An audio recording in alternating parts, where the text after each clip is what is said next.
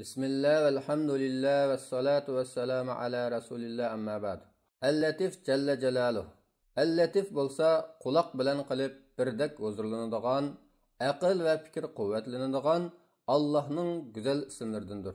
Allah Taala mundaq degan: Allah bendelerge köyüngüçüdür. O xohlagan adamga keng rizq beradi. Allah kuchlikdir, g'olibdir. Bu oyatda köyüngüçüdür degan so'z Latif lafzi bilan keldi. Allah Taala yana mundaq degan: Parvardigorim xolig'inni ishga oshirishga haqiqatan tadbirlikdir. U haqiqatan hammani bilguchidir, hikmat bilan ish qilguchidir. Bu oyatdimi tadbirlikdir degan so'z Latif lafzi bilan keldi. Al-Latifning ma'nosi: Al-Latif Jalla Jalaluhu ishlarning nozuk, tutuq va yo'shirin taraflarini biladi. Shuning qatoridan Allah zohirdan zarardek ko'rinsimi bizga manfaatli narsani biladi va uni bizga nasib qiladi. Zohirdan foydaliqdek ko'rinsimi bizga ziyonli narsani ham biladi va uni bizdan yiroq qiladi. Halbuki bizning eng yaqin urug' tuqqanlarimiz va eng sevimli do'stlarimizmi buni bilolmaydi. Shuning uchun ular ba'zida foyda manfaatlarning inchika, nozik taraflarini bilolmaganligi uchun bizga foyda yetkazamiz deb aziyat berib qoladi. Şuna Allah'ның Al-Latif degan ismi Al-Xabir, yani hammadan xabardor degan ismi bilan birga keladi. Al-Latif degan bu güzel isim Qur'onda 7 o'rinda kelgan bo'lib, buning 5ida Al-Xabir degan ism birga kelgandir. Buningdagi sir shuki, haqiqatan lutf, ishlarning nozuk, inchik taraflarini bilish faqat xabardor bo'lgandala hosil bo'ladi. Xabardor bo'lish ziyoda bo'lgan siri yo'shirin nuqtalarni bilish shuncha ziyoda bo'ladi. Mana bu dal Al-Latif, Al-Xabir subhanahu va taolaning bir sifatidir. İmam Şevkani rahimahullah bundoq degan: Shaksizki Allah latif bo'lib, u zotga hech narsa maxfi emasdir. Balki u zot maxfi shay'larning hammasini bilib turg'uchidir. İmam G'azzali rahmatullohi alayh bundoq degan: Haqiqatan bu ism foyda manfaatlarning inchika, nozuk va yo'shirin taraflarini biladigan, ondan bu manfaatlarni uningga loyiq bo'ladigan kishiga siyliq, muloyim holatda yetkazadigan zotga loyiqdir. Alloh taolo Luqman hakimning so'zini hikoya qilib bundoq degan: "Ey o'g'ilchiqim, qilmishing qichichog'liq narsa bo'lib, u uyul toshning ichida, ya'ni eng maxfiy joyda, ya osmonlarning qatida yoki zaminning ostida bo'lsa-mu, Alloh uni hozir qiladi. Uning hisobini oladi. Allah haqiqatan inchik kuzatkichidir, hammadan xabardordir. Ya'ni u amallar nihoyat kichik, nozik bo'lsa-mu, Alloh taolo uning o'rnini, turar joyini va saqlangan o'rnini biladi va uni keltirishga qodir bo'ladi deganlikdir. Alloh taolo yana bundoq degan: Maxluqotni yaratgan zot bilmamdi? U shay'larning nozik taraflarini bilguchidir, hammadan to'liq xabardordir. Al-Latif Jalla Jalaluhu. Allah Taala bendelerge ular bilmeyen joydan merhamet qiladi va ular bilmeyen joydan ularning foyda manfaatlarga sabablarni hozirlab beradi. Mana bu biz bilgan va bilmagan narsalarga yo'shirin ihson qilishdir. Asal arsini alaylik. Agar asal arsi bo'lmagan bo'lsa, hech qanday meva pishmagan bo'ladi. Chunki asal arsi gul chechaklarni changlashtirish rolini o'ynaydi. Bu bo'lsa, insonlar texi yaqinqi zamonda bayqagan kashfiyatdir. Tabiatda yana ko'plagan kichik jonliqlar bor bo'lib, biz ta bugungacha ularning paydo bo'lish sababini bilib bo'lolmadik. Balki bu jonliqlar yo'qolib ketsa, ekologiyalik tangpunlik buzilib, insoniyatning hayotiga ko'plagan zararlarni elib kelishi mumkin. Oddiy bir misol. Alloh azza va jalla Yusuf alayhissalomga bu payg'ambar bilmagan va o'ylamgan yerdan marhamat qildi va Misr zaminida yerlashish ne'matini ato qildi. Kimmi Yusuf alayhissalomning turli aziyatlarga yo'liqishi va sinoqlarga mubtalo bo'lishining oxiri berib Misr zaminida yerlashib, davlatning xazina ishlariga ega bo'lishiga sabab bo'lganligini o'ylab baqqan. Bu payg'ambarga turli sinoqlar orqa-orqadan keldi. Qarindoshlari suiqasd qildi, quduqqa tashlandi, qo'rqinch bosdi. Qul qilinib, ota-onasi va boshqa urug' tuqqanlari tarafdan hech bir himoya va ko'ngil bo'lish bo'lmagan holatda o'zining ra'yisiz qo'ldan qo'lga o'tadigan tovardek setildi. Misr azizining ayolining fitnasiga yo'liqdi. Ondan Misr azizining ayoli va boshqa ayollar suiqasd qildi. Misr azizining qasrida bir mezgil va yashagandan keyin turmaga tashlandi. Oxirida insoniy his-tuyg'ular siniqiga duch keldi. Ya'ni uni quduqqa tashlab etgan qarindoshlari bilan uchrashdi. Ular bo'lsa bu payg'ambar hayotida yo'liqqan turli musibatlarga oshkora sababchi bo'lganlardir. Ular Yusufning oldiga kirganda Yusuf ota-onasini quchoqladi va Alloh xolisa Misrga omon eson kiringlar dedi. Ota-onasini taxtida, ya'ni yenida o'ltirg'izdi. Ular shohlarga ta'zim qilish odati bo'yicha Yusufga sajda qilishdi. U: "Ey ota, mana bu burun kichik vaqtimda ko'rgan tushimning ta'biridir. U tushimni Parvardigorim haqiqatan rostga chiqardi. Parvardigorim meni zindondan chiqarish orqali qarindoshlarim bilan mening aramni shayton buzgandan keyin sizlarni sahrodan bu yerga elib kelish bilan menga ihson qildi. Parvardigorim xohlaganini ishga oshirishga haqiqatan tadbirlikdir. U haqiqatan hammani bilguchidir, hikmat bilan ish qilguchidir."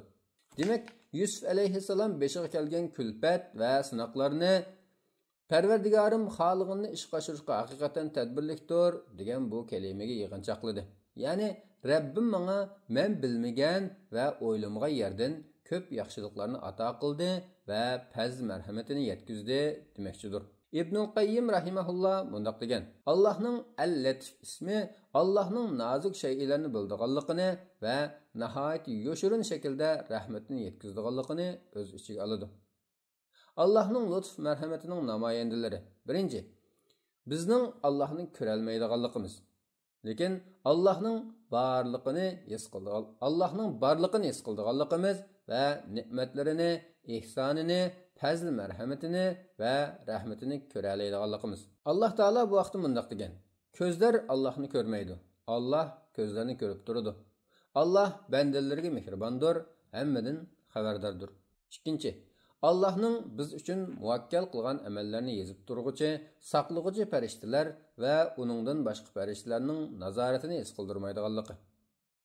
O'ylab boqayli, agar bizning xos qo'g'dug'chilarimiz bo'lib, bular bizga hamma ahvollarimizda mulozimat qilib tursa, biz albatta putquli tushalgan quldek bo'lib qolatdik va buningga taqat qila olmagan bo'latdik. Xuddi shuningdek, farishtalarning nazorat mulozimatlarini his qilib qolsak, ahvol qanday bo'lib ketar? Demak, bu nuqtadagi Allohning bizga qilgan lutf marhamatini tushunishimiz kerak. 3. Bizning kun bo'yi elayotgan nafaslarimizni va yurak so'qishlarimizni his qilib ketmaydiganligimiz. Agar uni to'yib qolsak, hamma ishlarimiz qalayimqonlashib ketgan bo'ladi. 4. Bizga oxiratdagi holimizni bildirmaganligi. Agar inson o'zining do'zax ahlidan ekanligini bilgan bo'lsa, ümidsizlangan va amal qilmay yetib olgan bo'ladi. Hayotimizning qanday oxirlashadiganligini, ya'ni xotimasini bilmasligimizmi shuningga o'xshashdir. 5. Alloh taolo ba'zilarimizning dinimizga salbiy ta'sir ko'rsatganligini bilganligi uchun bizni muayyan ixtisot yoki mansabdan yiroq qildiganligi. Agar banda Allohning o'zini mushundoq himoya qildiganligini bilgan bo'lsa, albatta Allohga hamd va sano aytgan bo'ladi. Payg'ambar sallallohu alayhi vasallam bundoq degan: Shaksizki Alloh taolo mu'min bandasini xuddi sizlar oranglardagi kasal kishini uning ziyon qilishidan qo'rqib, ba'zi yemak-ichmaklarni bermay asragandek dunyodan parhez tutqizib asraydi, himoya qiladi. Halbuki Alloh uni yaxshi ko'radi. 6. Alloh mu'min bandasiga balo musibat bersa, uningga sabr va savob umid qilishni ilhom qildiganligi. Shuning bilan uningga musibat yengil bilinib, ajrga noil bo'ladiganligi. 7. Alloh taolaning xohlagan narsasini maxfiy, siliq shaklda qildiganligi. Masalan, Al-Latif Al-Xabir taala Yusuf alayhissalomni turmadan chiqarishni iroda qilganda, turmaning tomlarini chaqmadi yoki farishtani zolimlarning jinni elishga buyurmadi va yoki osmondan chaqmoq chaqtirib turmaning tumur qulublarini qo'mirib etmadi. Balki podshohga tush ko'rsatdi-da, bu tush Yusuf alayhissalomning zulmning ishkencelaridan qutulish uchun nihoyat siliq, yoshirin bir sabab bo'ldi. Yana bir misol. Al-Latif Haq Taala Musa alayhissalomni onasiga qaytarib berishni xohlagan chaqda Bani Isroil qavmi Fir'avnning zulmiga qarshi qo'zg'olon ko'tarib, uningdan keyin mazlumlar o'zlarining ilgirki holatiga qaytishiga sabab bo'lgan bir maydon urush paydo qilmadi. Balki Musa alayhissalomning og'zini boshqa enik analarning sutini yoqtirmaydigan qilib qo'ydi. Mana mushundaq maxfiy yo'l bilan Musa alayhissalom as-hushini yo'qotqili tas qolgan onasining qo'yniga qaytib keldi. Yana bir misol. Al-Latif Rabb Taala Rasulimiz sallallohu alayhi vasallam bilan birga boshqa mu'minlarni Bani Hashim jilg'isidan quvib etmoqchi bo'lganda Qurayshga kumpay-kum qilib o'tadigan biror azob yog'dirmadi. Balki qurtlarni avatdiki, bu qurtlar ittifoqdosh qabilalarning zulm va ifloslik bilan yozilgan vasiqasini yeb ketdi. 8. Allohning bizni halqiliq paytda qutqizganligi. Bir misol. Bovuqimiz karvatning ustidan tushib ketishga tas qolgan vaqtda uyga kirib qolamizda, cho'ng bir musibatdan qutulib qolamiz. Nima uchun dal mush vaqtda uyga kirib qoldim deb o'zimizdan so'rab boqaylik. Yana bir misol. Bir kuni suv ichish uchun oshxona uyga kirib qolamiz. Ondan to'nglatqudan tok simining amdi ko'yishga boshlagan ovozini anglab qolamizda, tokni tortib etib bir bosh og'riqdan saqlanib qolamiz. O'ylab boqaylik. Nima uchun 5 minut kechikmasdan dal shu paytda oshxonaga kirib qolamiz? Buningga sabab bo'lgan kuch soati nima? 9. Bizni sabab bahonalari to'liq bar turib, gunoh ma'siyat o'tkazishdan burib o'tib, hech sababsizlar toat amalga muvaffaq qildiganligi va shu paytda qilgan duoyimiz bilan ma'sum holatda qoldigan, saqlab qoldiganligi. Bu uchtilik ne'matni Alloh taolo Yusuf alayhissalomga Misr azizining ayoli o'zi bilan munosabat o'tkazishni talab qilgan chog'da ato qildi. Ya'ni bu payg'ambarning garchi sabab bahonalari ko'z oldida tursa-mu, yomon ish qilishdan burib o'tib, o'z fazli bilan iffatlik bo'lishga muvaffaq qildi va halqiliq paytda qilgan duosi bilan uningdan muhtojlikni yo'q qildi. Agar ularning hiylasini mendin dafiy qilmasang, insonchilikda ularga moyil bo'lib qolaman, dadallardan bo'lib qolaman. 10. Allah yaxshi ko'rgan bandasiga ziyonliq ishlarni sat ko'rsatish orqali nafs xohishiga agishishdan saqlab qoladiganligi va toat ibodatga uni chiroyli ko'rsatish orqali muvaffaq qiladiganligi. 11. Bizga ba'zida yiroq bo'lsa-mu, ishlarning sabablarini har qachon osonlashtirib beradiganligi. Agar Al-Latif Jalla Jalaluhu bir narsani paydo qilishni iroda qilsa, bandiga nihoyat tas va yiroq tuyulsa-mu, uning sabablarini hozirlab beradi va osonlashtirib beradi. Bu nuqtani Yusuf alayhissalom hayotlikning hamma maydonlarida amaliy surat bilan ko'rgandan keyin aytgan edi. Parvardigorim xolig'ini ishga oshirishga haqiqatan tadbirlikdir. Yusuf alayhissalomga qarindoshlari suiqasd qilmagan bo'lsa, u quduqqa tashlanmagan bo'ladi. Agar quduqqa tashlanmagan bo'lsa, karvonlar uni elib olmagan bo'ladi. Agar karvonlar uni elib olmagan bo'lsa, ular uni Misr aziziga sotmagan bo'ladi. Agar Misr aziziga setilmagan bo'lsa, azizning ayoli uningdan o'zi bilan munosabat o'tkazishni talab qilmagan bo'ladi. Agar bu talab qilish bo'lmagan bo'lsa, u turmaga kirmagan bo'ladi. Agar turmaga kirmagan bo'lsa, turmadagi ikki amroyi bilan uchrashmagan bo'ladi. Agar u ikki amroyi bilan uchrashmagan va ularning ko'rgan ishlariga ta'bir bermagan bo'lsa, uning ahvoli podshohga yetib bormagan bo'ladi. Agar ahvoli podshohga yetib bormagan bo'lsa, turmadan chiqmagan va Misr zaminining xazina ishlariga ega bo'lmagan bo'ladi. Vallohu alam. Bularning hammasi insonning nazarida nihoyat tas va yiroq bo'lgan sabablardir. Lekin Alloh taolo o'z lutfi bilan uni osonlashtirib berdi va hozirlab berdi. Chunki Alloh taolo Yusuf alayhissalomni Misr zaminida yerlashtirishni iroda qilgandir. Bu ahvolda insonning xayolidan eng baldur Yusuf alayhissalom quduqqa tashlanganda beshi yerilib o'lib ketishi mumkin yoki quduqda bir mezgil turib qolsa ochlikdan, ussizlikdan halok bo'lishi mumkin yoki karvondagilar uni xizmatchi qilib umr bo'yi xor zabun holat yashashi mumkin degandek ahvollar kechadi. Lekin Alloh taolo latif zotdirki, u xolig'ini ishga oshirishga haqiqatan tadbirlikdir.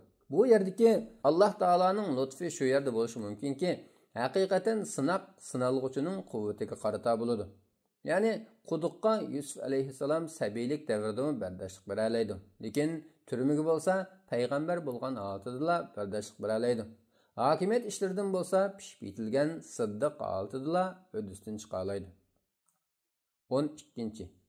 Alloh taolo rizqni bizga bizning o'ylaganimiz bo'yicha emas, balki u zotning hammani biladiganligi bois bizning foydaliligimizga qarata taqdir qiladiganligi.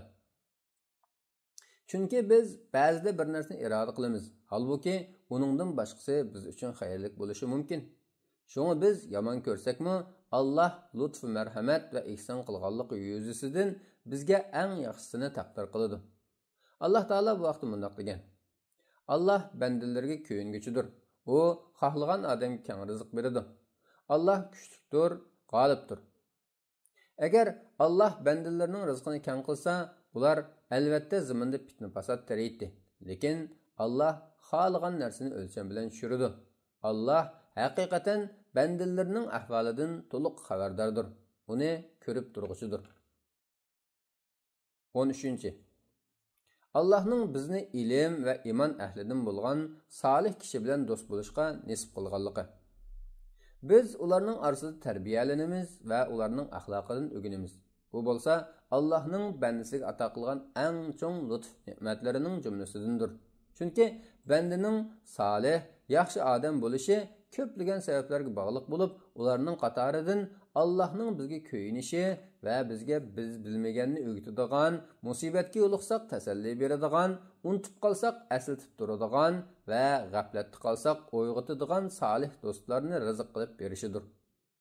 Bizga Alloh taolaning payg'ambar sallallohu alayhi vasallamga qilgan muno so'zi yetarlikdir. Sen Parvardigoringning roziligini tilab, atdigan oqshomda uningga ibodat qildiganlar, ya'ni ojiz, kambag'al musulmonlar bilan savirchan billi bo'lg'in.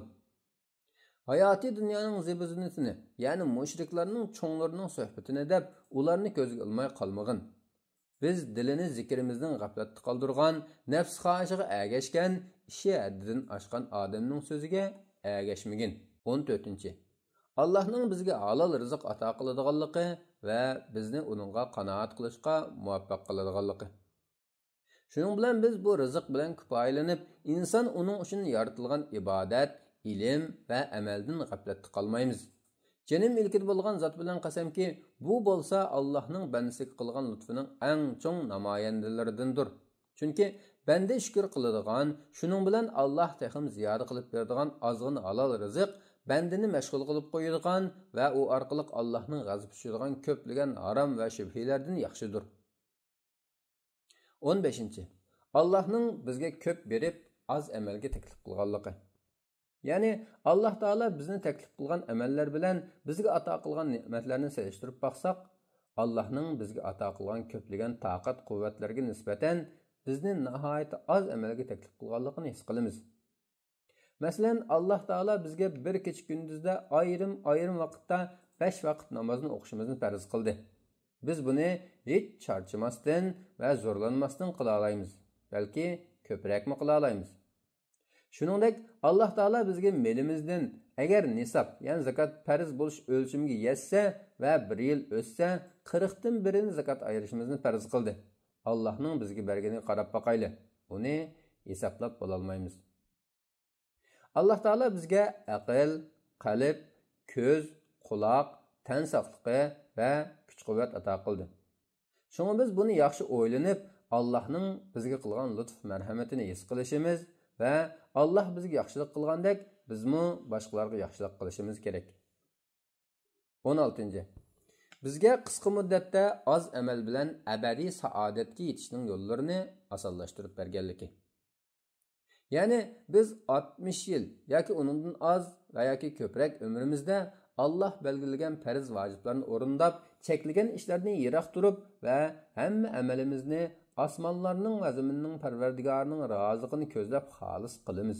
Shundala Allohning izni bilan kengligi osmon zaminga keladigan, mangu o'lmaydigan, och qolmaydigan, kasal bo'lmaydigan, balki ko'z ko'rib boqmagan, quloq anglab boqmagan va insonning ko'ngliga kechibmi boqmagan nozu ne'matlar tayyorlangan jannatda abadiy saodatga erishimiz inshaalloh. 17. Bizga shariatini va ibodatlarni osonlashtirib berganligi. Bu vaqtda Alloh taolo mundoq degan: Haqiqatan biz Qur'onni hifz uchun oson qildik. Ibrat olg'uchi bormi? Payg'ambar sallallohu alayhi vasallamga ikki ishning qaysisini qilishda ixtiyorlik berilib qolsa, gunoh bo'lmasa, uning eng oson bo'lganini tanlaydi.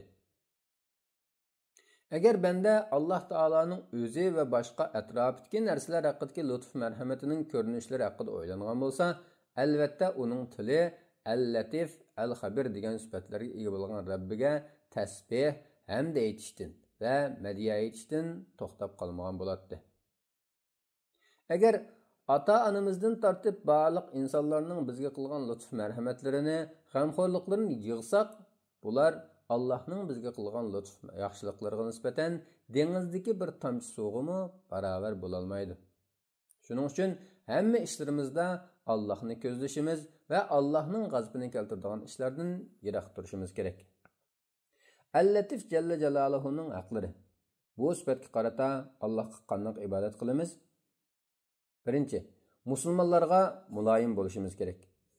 Yetimlarga, ojizlarga va miskinlarga bag'ri yumshoq bo'lishimiz, urushib qolganlarni yarashtirishimiz va boshqalar bilan paranglashganda eng muloyim so'zlarni tanlab qilishimiz kerak. Bu muloyimlikqa qarata Alloh taolo bizga lutf qilib, dunyo va oxiratda katta mukofot beradi. Bu dunyoda Alloh bizga ko'p marhamat qiladi va muloyim bo'ladi. Oxiratda bo'lsa, payg'ambar sallallohu alayhi va sallam bu hadisda aytgandek bo'ladi. Ogoh bo'linglar, men sizlarga dozoqqa harom bo'ladigan yoki dozoq uningga harom bo'ladigan kishini deb beraymi? Dozoq kishilar yaxshi ko'radigan, dili sunuq va muloyim odamga harom qilinadi. Muloyim, siliq va yumshoq bo'lishga eng haqli kishilar bizning oil taobatlarimiz va yaqin urug' tuqqanlarimizdir. Hadisda payg'ambar sallallohu alayhi va sallam bunday degan: shaksizki Alloh taolo bir oiladagi kishilarga yaxshilikni iroda qilsa, ularga muloyimlikni ato qiladi. Mu'minning qarindoshlariga qarata axloqi ularga muloyim, siliq sipoyi bo'lish bilan cheklanib qolmaydi. Balki ularga foydali bo'lgan ishlarga ko'ngil bo'lish, hojatlarini ravo qilib berishni o'z ichiga oladi. Shundala Allah onunğa ko'ngil bilishi va hojatlarini ravo qilib berishi mumkin. Olimlar bu ma'no haqida Jabir radhiyallohu anhudan kelgan hadisni tilga olgan. Bu sahoba payg'ambar sallallohu alayhi va sallamga Madina Munawvarga kirishdan ilgari, ya'ni Madinaga ketib etib, tugisini sotgan edi. Lekin minib Madina Munawvarga berib olishni shart qildi. Jabir radhiyallohu anhu deydi-ki, payg'ambar sallallohu alayhi va sallam Madinaga berib bo'lganda tugunimi, pulni qaytarib berdi. Imom Muslimning rivoyatida bunday kelgan. Payg'ambar sallallohu alayhi va sallam: "Ey Jabir, pulni to'liq oldingmi?" degan edi. Men shundoq to'liq oldim desam, payg'ambar sallallohu alayhi va sallam pulini tugunimi ol dedi. Ikkinchi, Allohdan mamnun bo'lishimiz va u zotga tavakkul qilishimiz kerak. Chunki Alloh taolo bizga foydali bo'lgan ishlarni bizdan bakrak bilguchidir. Biz bo'lsak, ko'z oldimizdagini ko'ramiz. Lekin Alloh taolo ishlarning intayin nozik, inchka hamma taraflarini biladi. Abu Hamid al-G'azzali rahimahulloh bunday degan: kimki Alloh taoloning lutfining yoshirin taraflarini bilsa, hamma holatda Allohdan mamnun bo'ladi. Yana bunday degan: bilginki Alloh taoloning lutfi haqida bemor ustiga ishongandek ishonmagan kishining qilgan tavakkuli durust bo'lmaydi. Ya'ni qilgan gapi to'g'ri bo'lishimi, xato bo'lishimi mumkin bo'lgan tiyibning gapiga ishonishimiz va uning nasihatini ching tutishimiz. Lekin al-Latif Allohning bizga tanlab bergan ishonmasligimiz ajablanarlikdir. Demak, Allohdan mamnun bo'laylik va Allohga tavakkul qilaylik. 3. Ko'zni yumib ochqichilik muddatdami Allohdan g'aflatda qolmasligimiz kerak. Chunki Alloh taolo bizni doimo ko'rib, nazorat qilib turadi-ki, uxlamaydi. U zotni mugirak bosmaydi va cho'ng-kichik, oshkor yoshin hamma narsani, hatto cho'nqur yer ostidagi narsani bilib turadi. Alloh taolo aytadi-ki, g'aybning xazinalari Allohning dargohidadir. Uni faqatla Alloh biladi. Quruqlikdagi, dengizdagi narsalarning hammasini Alloh biladi. Daraxtdan to'kilgan yaproqdan Alloh bilmaydigan birarsi yo'q. Mayli qorong'u yer ostidagi biror dona uruq bo'lsin, mayli o'l yoki quruq narsalar bo'lsin, hammasi Allohga ma'lum bo'lib, Lavhul Mahfuzda yozilgandir. Alloh taolo yana Luqman Hakimning tilida bunday degan: "Ey o'g'ilchiqim, qilmishing qichiqchaqliq narsa bo'lib, u o'yil toshning ichida, ya'ni eng maxfiy joyda, ya osmonlarning qatida yoki zaminning ostida bo'lsa-mu, Alloh uni hozir qiladi. Uning hisobini oladi. Allah haqiqatan inchki ko'zatkichidir, hammadan xabardordir. Shundoq bo'lgan ekan, banda Parvardigorining cho'ng kichik hamma narsani inchga tafsiliy biladiganligini bilsa, qandoqmi Allohning ko'z yumib ochqichilik bo'lsin, g'aflatda qoladi va osiylik qiladi.